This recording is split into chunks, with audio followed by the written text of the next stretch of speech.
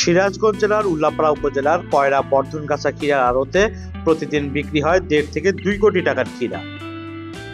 চলনবিল অধ্যুষিত অঞ্চল হয় লাহিড়ী, মোহনপুর, বড় পাঙ্গাসী, উধুরিয়া, ভাঙ্গুড়া, ফরিদপুরে প্রচুর পরিমাণে ক্ষীরা শশা চাষাবাদ হয়।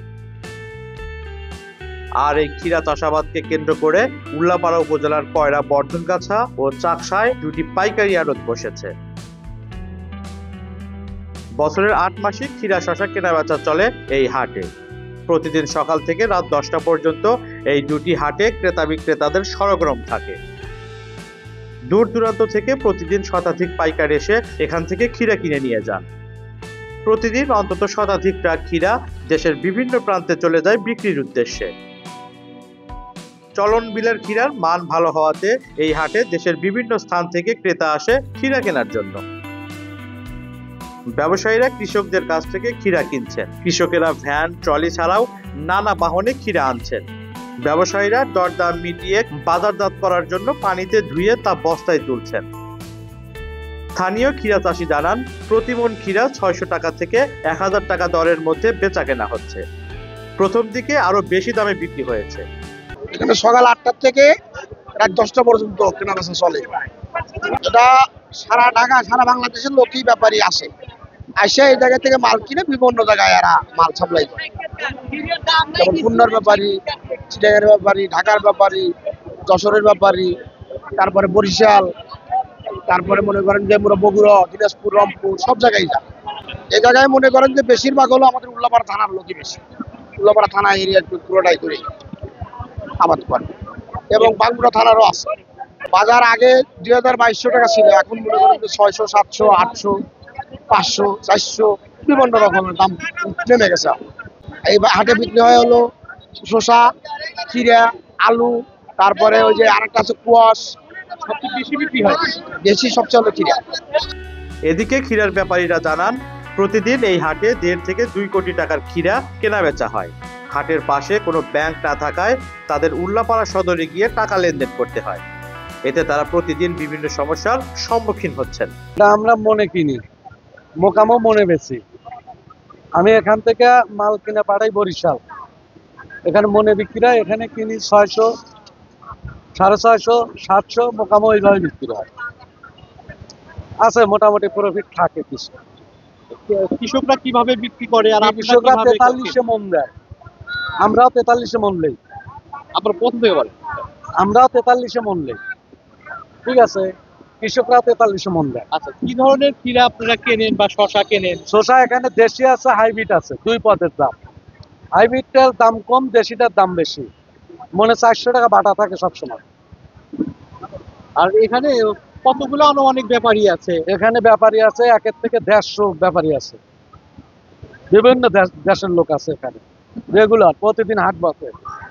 এই সকাল 8টা থেকে শুরু হয়, বিকাল 4টা পর্যন্ত এখানে কেনাকাটা চলে। এটা বছরের কত মাস থাকে? এখানে বছরের সর্বনিম্ন 3 মাস থাকে। কোন কোন জেলা থেকে এখানে ব্যাপারীরা সেগুলো? অনেক দূর থেকে আছে, ঢাকা থেকে আছে, চিটাগাংয়ের আছে, বিভিন্ন জায়গা, সারা বাংলাদেশেরই ব্যাপারী আছে। খুব অল্প সময়ের মধ্যে তারা ক্ষীরা চাষাবাদ করে সেই ক্ষীরা বিক্রি করতে পারে এবং তার পরবর্তী ফসল চাষ করতে পারে। ফলে জমির ব্যবহারটা সর্বত্র নিশ্চিত হচ্ছে।